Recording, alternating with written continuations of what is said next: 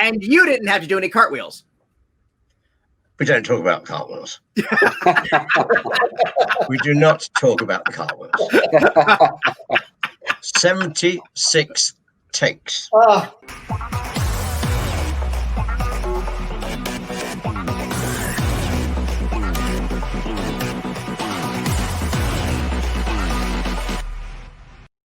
Our first guest is an actor whose body of work includes Stupid, Doctor Who, and several roles in the original Star Wars trilogy, including the Power Droid. Today, he joins us to discuss his performance as one of the Oompa Loompas. Please welcome Rusty Goffe.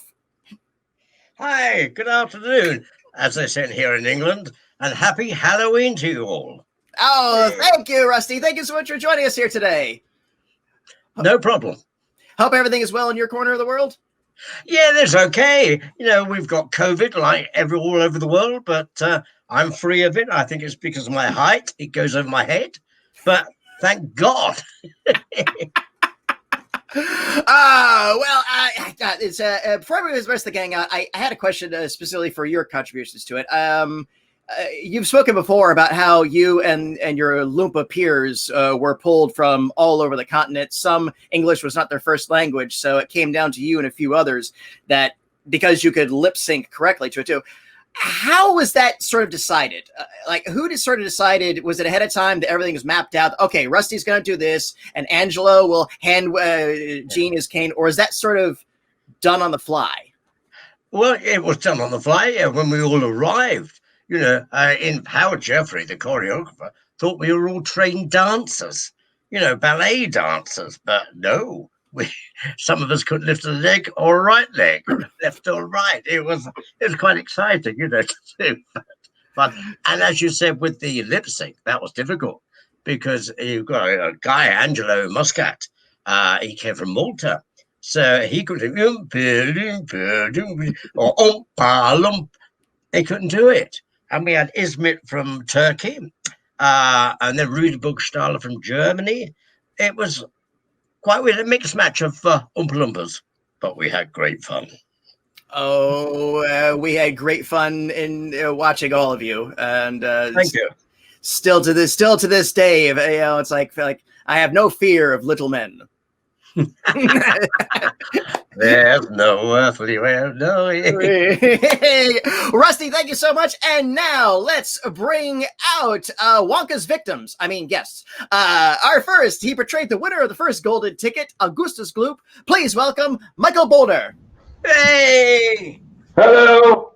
Hello. How are you? Good. Wo bist du? I'm fine. Thank you. Thank you. Oh, excellent. How are you doing in your part of the world? I'm doing quite fine. We have Corona too, of course, but we also have some beers left, and I took a lot of beer at home, so I will make it the next 4 weeks. Indeed. So are you joining us from your tax office? Yes, it's my meeting room in my tax office, and I do all the meetings here, and I have a few books with me. I can read them if it's too boring today, but I don't think I will need them today. No, indeed. So, a curious point of trivia, as I understand it, you lived locally during the filming, so you were able to literally walk from your house to the set. Is that correct? Walking will be a little long. I think with the car, it takes me a quarter of an hour. Okay, not too bad. So it's in the suburb of Munich. I live in the center of Munich. It was done in the suburb of Munich in Grünwald, and the film studios are still there, and you can watch them. You can make a tourist tour through them. So I can still go to the Wonka times back for some years. Indeed. Well, Michael, thank you so much for joining us, sir. It's an absolute pleasure. Thanks. Our next guest, she played the reluctant winner of the second golden ticket because she wanted to be the first as Veruca Salt. But we please welcome Julie Doncole. Hello. How are you doing? I'm very well, thank you. Yes, very well on a rainy day here in Hampshire in the UK. Oh, very nice. So glad to have you here. And I have to give a shout out from my mother, who is a huge fan of the original Poldark. Oh, yeah, in which I played another bad girl. I played Roella. Yes. Yeah. Yes, indeed. But she was just like, oh, tell her I love Paul. I love Paul Dark. Oh yeah, I remember that. So, anyways, but Hi, Mom. Hi, Mom. no, thank you so much for joining us. And I just have to say, I really enjoyed your musical number. I really enjoyed Veruca's that way too. You sold it so well, and that moment where you get into like all the elegant stuff this way too. It's really is a fantastic performance, and I thank you so much for that. Thank you. Memorable for me. It was my 13th birthday. So did you ever get that bean feast? Probably not. No. Okay. Well, I have to say, Alison Arngrim, who played the equally hideous Nellie Olsen in Little House on the Prairie, we met after a while, and she said that she'd modelled her character quite a bit on Veruca Salt, and she brought me pink macaroons. Wow. That's adorable. And yes, she did play a sinister villain as well. Well, on behalf of the Little House fans, I thank you as well for your contributions. Our next guest is the winner of the 4th golden ticket, and the first person to be physically transported by television is Mike Teevee. Please welcome Paris Themmen. Hello. Hey. Hi. Good. How you doing today, boss? Oh, fine. I'm in Los Angeles. We're strung out like a string of pearls here. You get the whole international scene here from America. I guess most of you who are watching probably are in America and know how things are going. Unlike Hampshire, it's a lovely day here in Los Angeles. And Mike, I think it's fair to say that Mike Teevee was very American, or at least a very American character is interpreted through a European prism. Yes, yeah. And I think that the tendencies, it's sort of a morality tale, and we all have our foibles. And I think that as a culture, if anything, we've moved further in the direction of screens. My new iPhone 12, here we all are. Even Mike Teevee would have been very comfortable today, I think. Yeah, I think so. I think absolutely so. Well, again, thank you for joining us today, sir. Next, the winner of the 5th and final golden ticket and the grandest of all prizes in the end is Charlie Puckett. Please welcome Peter Ostrom. Yay! Good afternoon here. And I'm in upstate New York, and here we are 50 years later. Can you believe it? Absolutely. Still going on. Well, gentlemen and lady, thank you all for joining us here today. As always, we here at GalaxyCon, we are looking forward to the day when the world gets a little bit back to normal and we can host you on our physical stages and get you back in front of your fans. In the meantime, we have this electronic forum, and welcome to the GalaxyCon virtual stage. Thank you. And as a fan of this film for a very long time, thank you.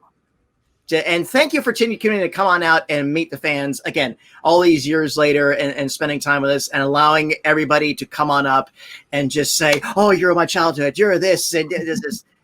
Thank you for that, really. And for keeping this alive, because this is it's a magical film. And it's also a credit to all of you as performers and actors.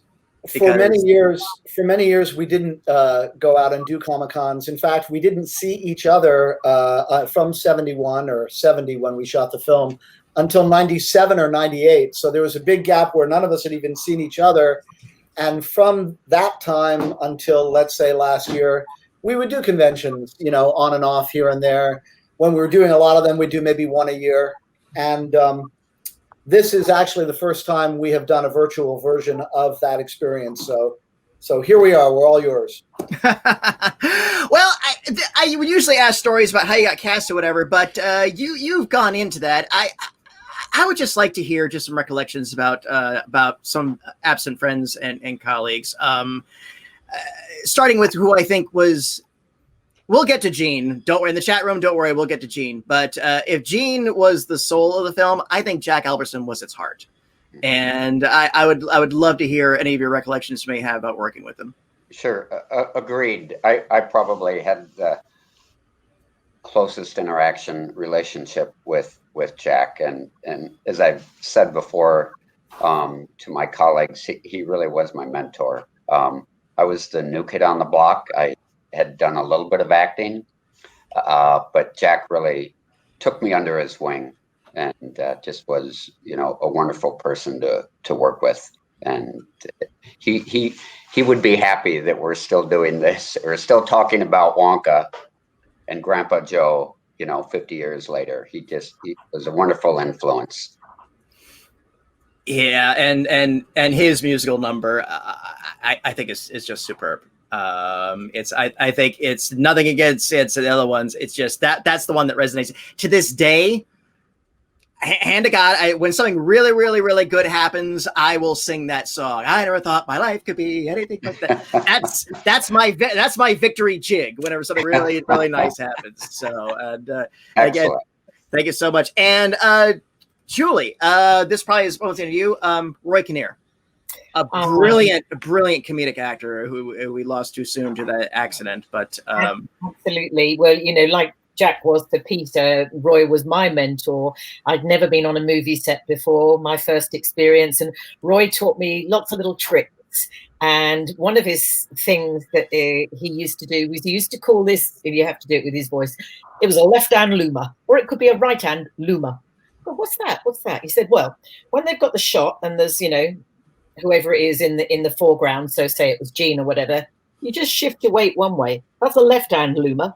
And if you shift it the other way, that's a right-hand loomer. So you're looming in the back of somebody else's shop. So I said, well, why would you be doing that? He said, because if they need to do cutaways, you'll get overtime.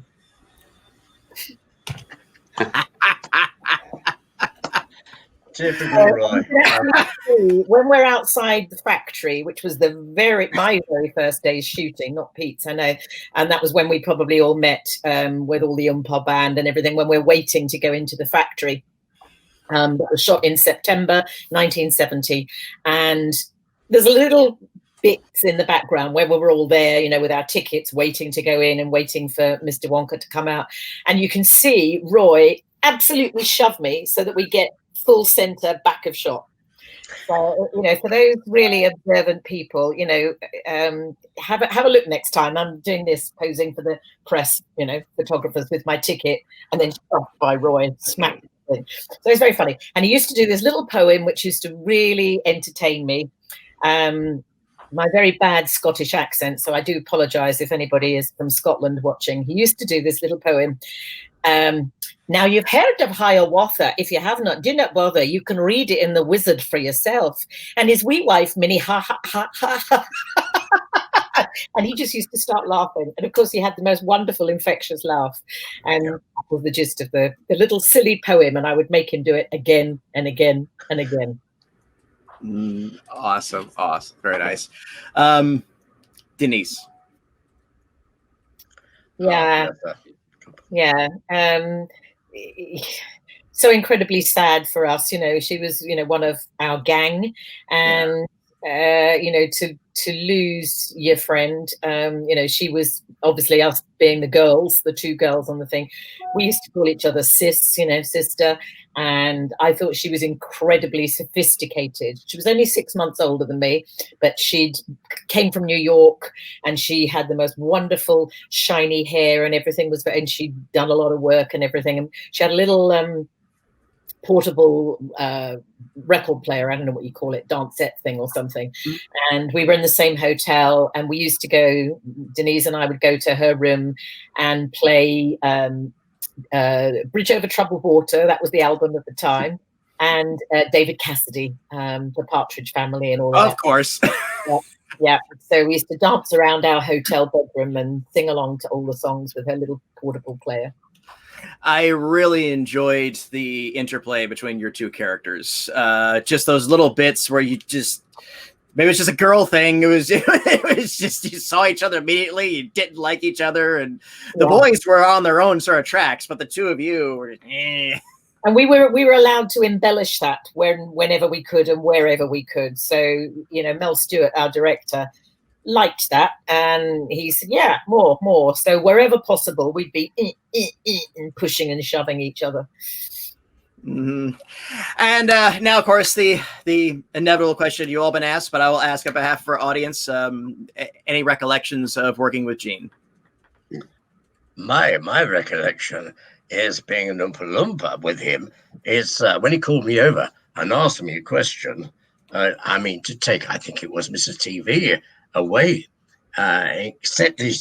instead of saying, can you take this lady down for the taffy pulling area? He said to me, "Who the hell are you?" Cut. He was a lovely guy, and like Roy Kinnear, Gene could talk with his eyes. Mm-hmm. And when Roy and Gene were together, wow, it was funny watching them together. The boat ride, there's no earthly way of knowing. Roy, knowing. Yeah. Just adding. That was absolutely sheer magic. Classic. Great guy. I really miss him. He was one of the funniest guys in the world.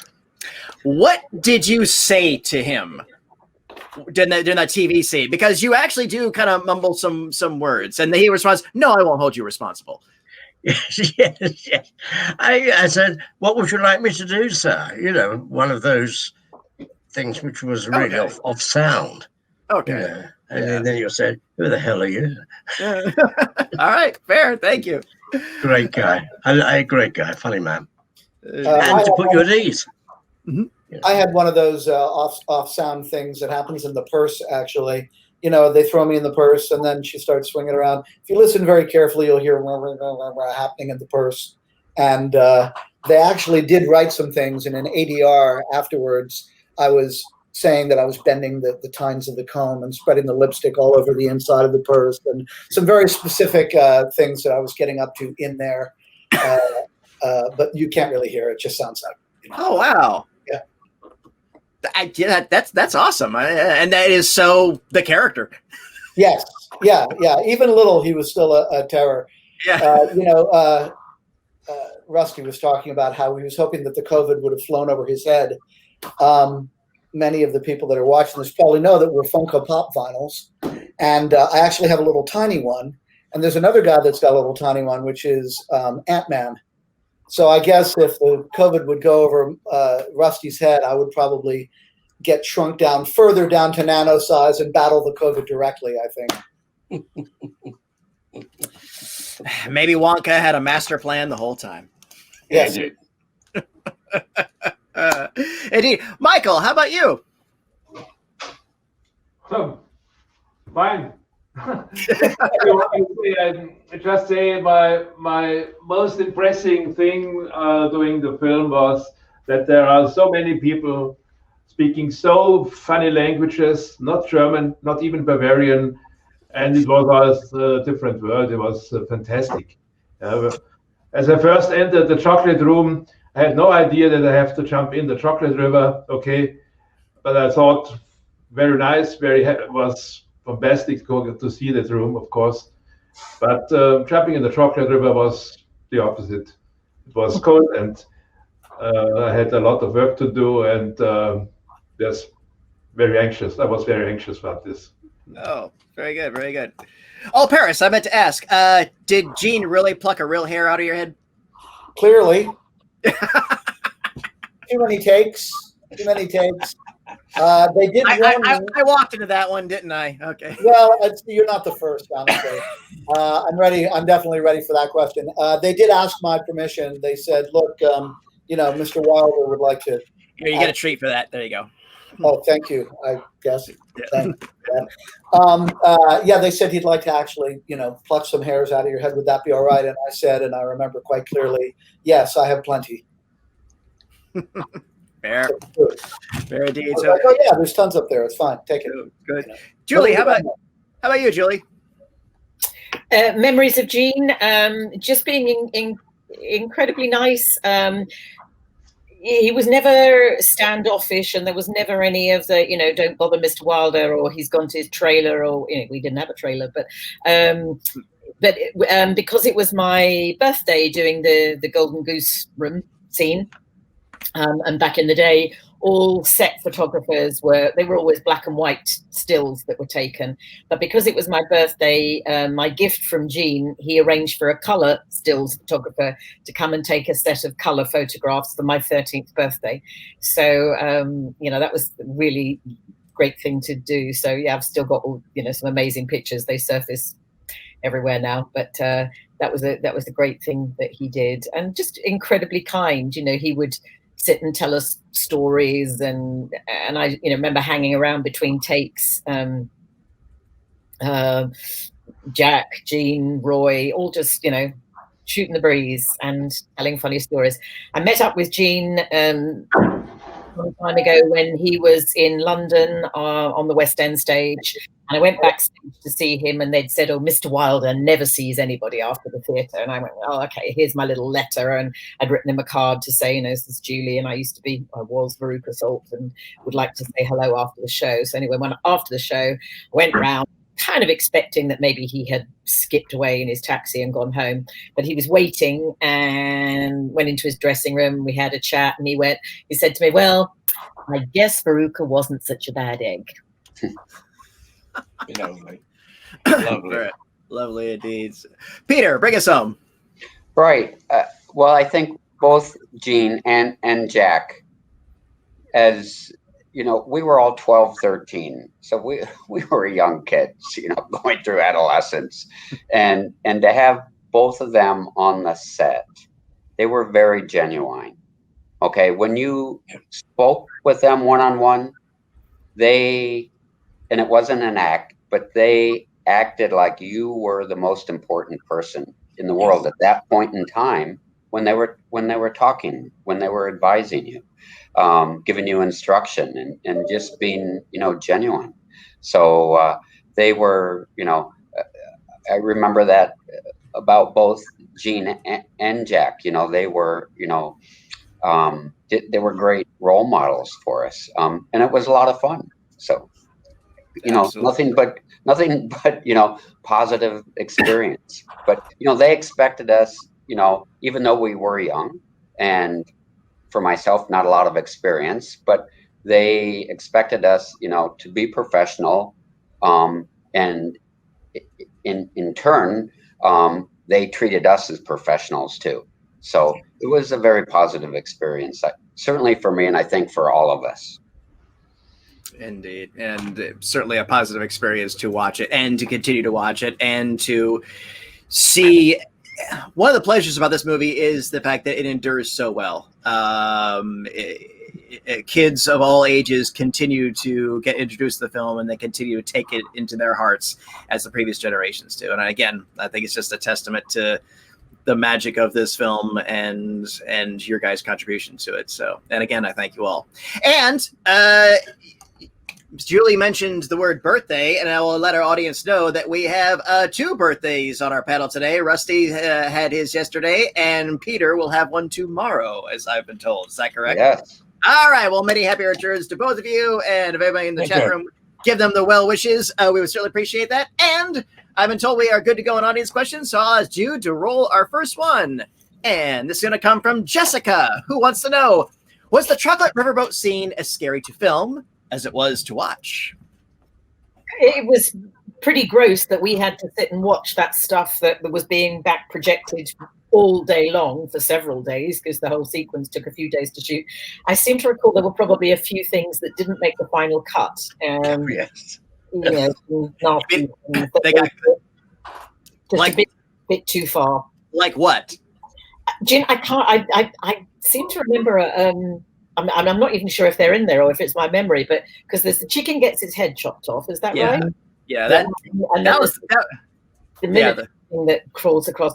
And then was there a hypodermic, or did that end up on the cup? Okay, so that's the bit that ended up. Yeah, there was a hypodermic. Yeah, that is that. Yeah. Yeah, I don't. That was not. No, that didn't make it. Yeah. Yeah, I'm thinking maybe some hypnosis might help. I mean, you're the psychologist, or sorry, what's your exact title? I know you're now a cyber therapist, but yeah, I'm a psychotherapist, but a cyber therapist as well. Well, maybe you can take us all through a nice hypnosis session and bring all that stuff up for us.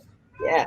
But no, it was pretty scary. Mel Stewart, years afterwards, said the one thing he regretted, and he would do if he did it again, would be to put a wind machine on it. Yes. And there was all that scary stuff, but of course the scariest stuff of all came from the mouth of Gene Wilder. We always got our pages, and we had some idea of what it was going to be, but then when you see it through the lens, through the filter of Gene Wilder's acting. That's we got no warning about that, and that's when it actually sort of was taken to the next level through his comedic genius. Young Frankenstein? I'm sorry, did I say that out loud? Yeah, he was the secret sauce that made it truly frightening. Absolutely. Agreed. Anybody else? Any recollections from the boat? It was hard to row. I was one of the 4 Oompa Loompas paddling the wheel, and it was very, very hard, especially when they wanted to go faster. And the sequence before it gets to the scary bit in the tunnel was, in the chocolate room, and they brought out this boat, and out it came on the river, looking all gorgeous, with Rudy, who actually thought that he was steering the boat. He did, yeah. The little Oompa Loompa, the bigger Rudy. He did really thought he was steering. No one told me there's a wire pulling it. The boat was kind of similar to Pirates of the Caribbean. There was a track underneath the water of the river, and it was pulled along by a cable, as Rusty said. Yeah. And really just sort of also brings to light the idea that we would go to work every day, and it was like playing in our own Disneyland, really. We would go, and the rooms would be getting smaller, or we'd be in a room full of bubbles or flying around on wires as Peter did. And it was just like if Disney said, well, we're not really going to worry about the liability. We'll just sort of put you guys through all of these paces. And right. That's a good point, Paris. Each day we really didn't know what to expect. Mm-hmm. And that was probably by plan. But it was exciting because you never knew what to expect that day. So, yeah. Peter, do you have any recollections from the boat scene? That was, as I recall, a little bit difficult sequence just because of the rear screen projection and the boat being elevated and probably not as glamorous as one might think. Again, one of my favorite scenes is Denise, shoving her finger up her nose, So just go girl, go for it. There's just lots of little things throughout that film that, for whatever reason, it worked. Very special. Just add in there, Denise hated doing that thing. Did you? Hated it. And she would be saying, can I just do this? She was turned 13 and, imagining all the conversations when she went back to school with all the kids going, yeah. And, so she said, can I just, and Mel Stewart said to her, no, Denise, right the way up. Oh, greatness. Michael, your character had already gone to that scene, but what were your thoughts when you first saw it? During the first screening you attended? Well, as I said before, it was a different world. It was bombastic. It was new. It was another kind of folks running around, and it was sometimes surprising because we had not access to the next scene, so we just saw the scene the first time, and so it was very interesting for me, and I had a lot of fun with that.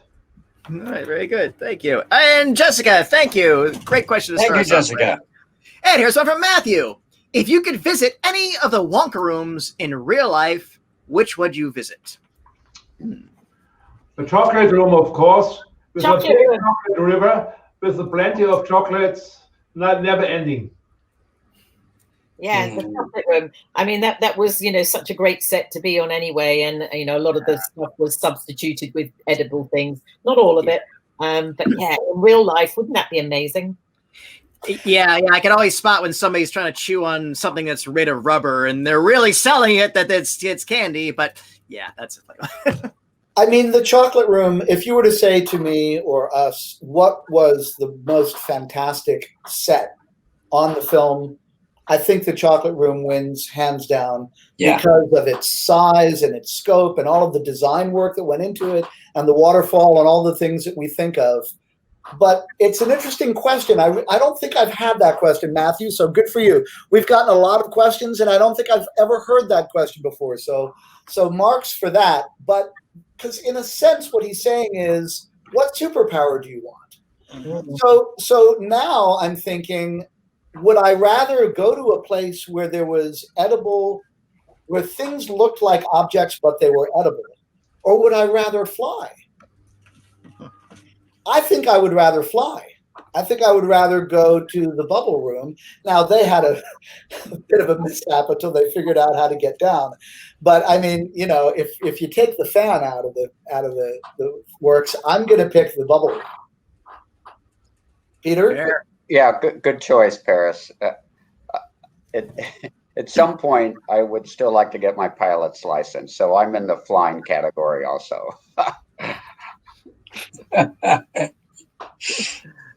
Very good. How about Rusty? Did we hear from you? Yeah, the chocolate room was my favorite. It was absolutely beautiful. You know, I don't think the kids saw it until the door opened. Is that right?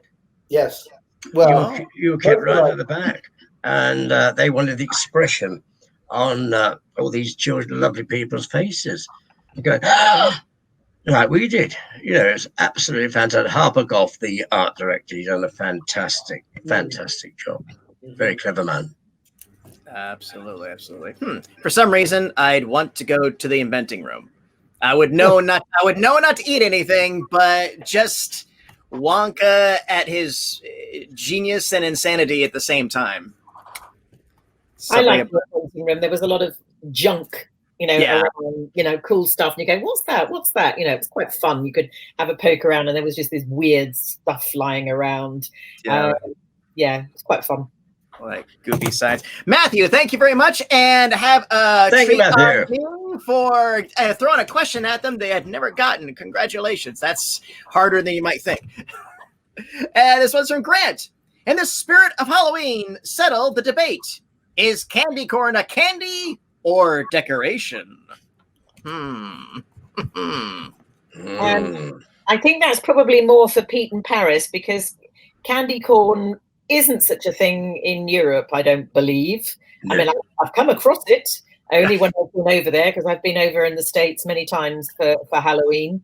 You may recuse yourself. Yeah, I'm taking back from that one. Probably a candy. Probably a candy. Right? I mean, if you can Although it gets used as a decoration, but it's one of those things. It's like a Twinkie. It'll last for about 50, 60 years. Sure. Definitely candy. I mean, it's not like I don't understand why the debate exists, because I guess I do if I reach a little bit, but I think it is for sure a candy. You can eat it. From Grant, does that mean he doesn't like them? He just likes to, you know, decorate things with them, or perhaps he's not a candy corn fan. Well, to me, it's a candy that's also a makeup effect, because, you know, when you're a kid, of course, you put two of them, it's like, I'm a vampire, you know, you do that, and then then you always got your friend who'll do whatever you tell them to, so they'll stick them up their nose and all that fun stuff. So, yes, I say it's a candy corn and a body decoration. On the subject of candy, Julie and I made a visit to the Jelly Belly factory some years ago, and I know that that's Julie's favorite candy. She is a big Jelly Belly aficionado, and somewhere I have photos. I probably should have grabbed some photos. I could have held them up to the screen or whatever, but somewhere I have photos of the two of us with our hair nets on and the white outfit at the Jelly Belly factory. All right, then let me throw this question out to everybody then, real quick. Jelly Belly is her favorite candy. What is everybody else's favorite candy or chocolate of all time? Chocolate for me. I like chocolate. Any particular brand or any particular chocolate bar, or just? No, any kind of chocolate. Julie and I were lucky last year. We did an event in a chocolate factory, a Kaya chocolate factory in Switzerland. It's fantastic, wasn't it, Julie? We had an amazing time. It was the 200th anniversary of this particular Swiss chocolate factory, and the chocolate was amazing. And we did a chocolate workshop where we made our own bars. And then there was a little sort of museum thing that you could go down, and we were there for, I think, 3 days. I mean, It was fantastic. Eating my weight in chocolate. You just go down and pick another one until the end. You go, oh, I can't eat anymore. Ironically, as a kid, I did not like chocolate. It happens. So from my point of view, it's really sad that nobody invited me to the chocolate factory in Switzerland. I know. I know. I prefer the big ones and just real chocolate. That's the good thing for me. Now, are those for you, Michael, or are those for the trick-or-treaters? Those are for the evening today. So I think I have enough and I don't run out with chocolate this evening. I think they were a little worried, Michael, about inviting you, Augustus Gloop, to a chocolate factory, about whether you would kind of eat all the supplies. I think that was in their thinking. Okay, right. Peter, what's your favorite sweet? I'm still a chocolate fan, and if I had to go to the store and buy any particular brand, I'm a Toblerone fan. Ooh. Peter, you took my answer. I love Toblerone. It's the lingering honey nougat, Exactly. right? Exactly. And so it's good. It's good European chocolate, and comes in a fun shape, and you can break it up. And it's the aftertaste. I love Toblerone as well. I wonder. Now, I became exposed to it during the shooting of Willy Wonka. Is that the same thing for you? That's probably true. Yes. And the opening credits, where all the chocolate is being made and being poured, was shot at the Tobler factory. Really? Mm-hmm. All right. And somebody was talking about Toblerone the other day, or it was on a game show or something. And it's like, you cannot go through an airport without buying a bar of Toblerone. Correct. Something you do at the airport, isn't it? You buy Toblerone. Oh, very good. Thank you so much. Grant, thank you. That was a fun question. And a reminder to our audience, if you'd like to chat with our panelists like I am now, or purchase an autograph, please sign up at GalaxyCon.com. And I think we have time for a few more. So Jude, roll us another one. From Winifred, what was your favorite scene to film? I'll pipe in here. I'll be back in a minute. I think Jack Albertson and myself with our dance sequence. Again, when I auditioned, they knew that I couldn't sing, and my part in that song at one point was rather lengthy. Then when they realized that I was somewhat impaired, that they kept chopping my contribution. So Jack took over, but that's still, when we first got to Germany, that's what we started rehearsing, and you know, it turned out well. I thought it was a lot of fun to do, and it was, again, fun to work with Jack. I agree with that. So, Paris, how about you? As Rusty said, Rusty, who's not here at the moment, we didn't get a chance to see the chocolate room until they wanted to shoot our reaction. Actually, while we're back on that, Julie, you were going like this. Do you want to explain why when we were talking? Yeah, because when everybody says, "Oh, that was the first time the kids saw it," it's kind of true for 4 of them, but not for me, I'm afraid. And I was out there a little earlier before shooting started to record my song and do a bit of rehearsal on that. And while I was there, and I think they were probably off shooting Pete running around delivering newspapers and cabbages and things like that, I was at the set having another costume fitting or something, and Harper Goffe said, "Oh, would you like to see the set, that, you know, the chocolate room?" And it was under construction then, and he showed me all around it, and, you know, it was great. And the river wasn't full and the waterfall wasn't going, but, you know, I could see everything else. And then we got the note from the director, who was a quite scary, Mel Stewart. He was quite shouty, stereotypical, you know, shouty director. "Don't let the kids see the chocolate room. I don't want them to see it until we shoot." And so I was like, "Oh, okay, I can't tell him. I've already seen it. It's too late." So I kept quiet and I didn't say anything, and I never told him the truth until 35 years later. Oh, wow. He was not pleased. And what was it? What was his reaction? There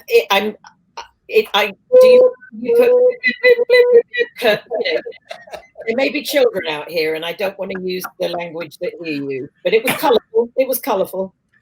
So, all right, there was that, the chocolate room. But I think a more interesting answer from me was the exploding candy in the inventing room, because I got to do a stunt, which was fun for me. I was 11; the rest of them were 13, and I really enjoyed anything that was active. And in this case, I had to have a wire tied to the back of my jeans, and on the cue, I ate the thing, and they yanked it, and they pulled me right into actual non-digital copper pots and pans that fell down all around my head.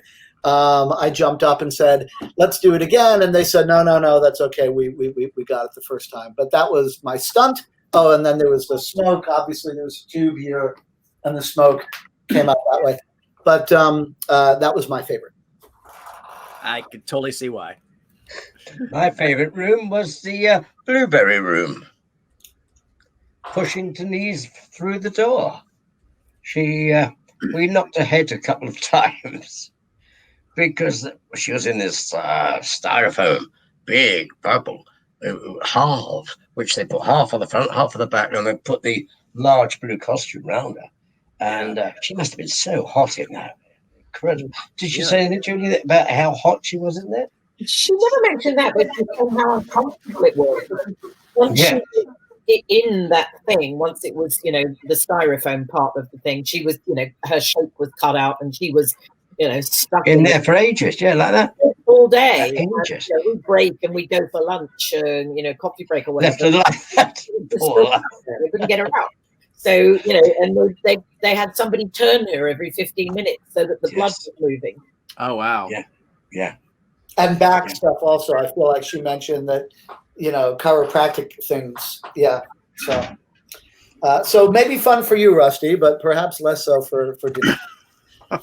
It was all right. It was good. It was good. Good to watch. Hey, and you didn't have to do any cartwheels. We don't talk about cartwheels. We do not talk about the cartwheels. 76 takes. Oh my God. 76 takes. That's almost Kubrick level of takes. It was because we said earlier, because the guys, some were foreign, and they couldn't do the lip sync properly. So we're doing the dancing, and some were quite elderly, picking each other up as well, doing the dance. So it had to be in sync. Boom, boom, boom, boom, boom. And then I had to do the cartwheels. So 76 times. And I think they used the 76th take. Horrendous. Oh, my. The first 5 was great. I was like an Olympic gymnast. It was. But the second one, 76.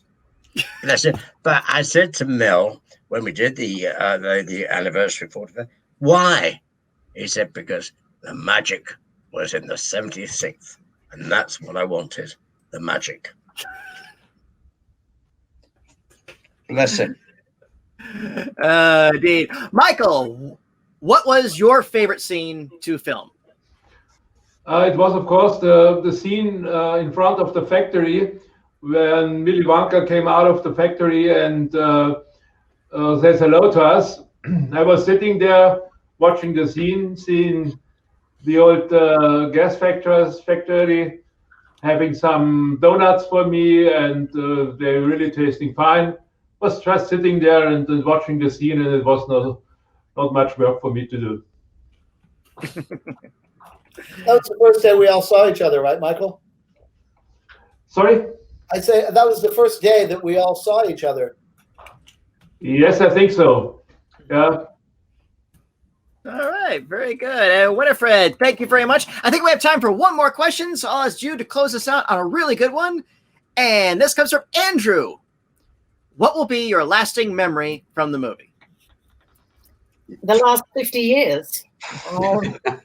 The fact that a movie that we did 50 years ago is still loved by so many people. Yes. We could never have dreamt of that 50 years ago. So, you know, that is the thing that goes on, you know, and also during, you know, the dreadful year that we've all had, you know, the people that have contacted and said, you know, I'm watching your movie again, it's getting me through. So, you know, that will be what I will take. You know, what a privilege to be in something that's been adored by so many people. Yeah. And to continue on with that, we meet people and something happens that we call the Wonka Effect, because it's multi-generational for reasons we could get into in terms of, you know, the kids not being talked down to and the way it sort of operates for adults and children, and it survives for that reason, among others, to do with Mel Stewart, who was yelly and made us do a lot of takes, but look what he made. He made a beautiful film, and so you get all sorts of different people. They come up to us. You'll see like a huge biker guy, and you know maybe he's at a convention, and then you say Willy Wonka, and you see him become a little boy, and he's like, oh my God, it's this movie, and we call it the Wonka Effect. And so the stories from people, I was ill and I was in bed, and this is the movie that I watched, or you know, it's different. It's a million different stories, it's a million different people, and our honor and our privilege to have been associated with something that, because of the miracle of cinema, affected so many people around the world. Very nice. For me, all the iconic movies that I've done, my first one was Wonka, and it still is my favorite, the best one. I loved it.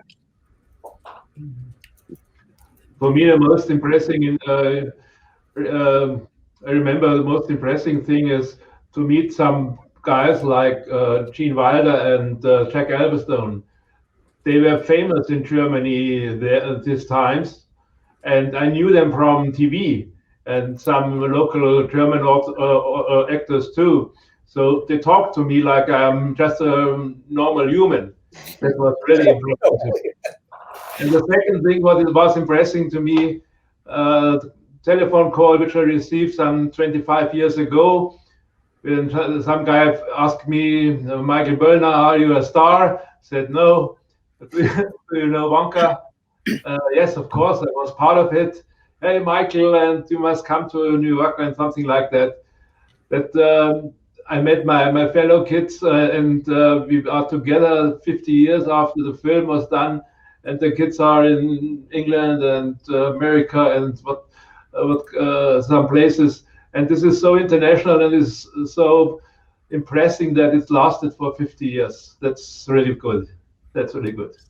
Absolutely. So, Peter, bring us home. Sure. Just to pick up from what Michael said, other than my immediate family, I've known this family longer than anybody in my life.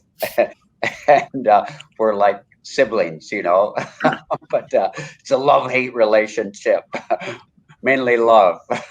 And then finally, this was my first and only film. And if you could choose to be in only one film, you know, we hit a home run. So Absolutely. Thank you. Absolutely. Bro. Absolutely. Thanks, bro. Andrew, thank you so much. Great question to close us off with. And GalaxyCon viewers, this has been my time with the cast of Willy Wonka and the Chocolate Factory, but it absolutely does not have to be yours. If you'd like to chat with our guests like I have today, or purchase a personalized autograph, please head over to GalaxyCon.com. And while you're there, be sure to check out our schedule of upcoming events like this one. Panelists, any final words for our audience before we go? Be safe. And just one other thought. I don't think Trump would have given back the everlasting gobstopper. Just saying.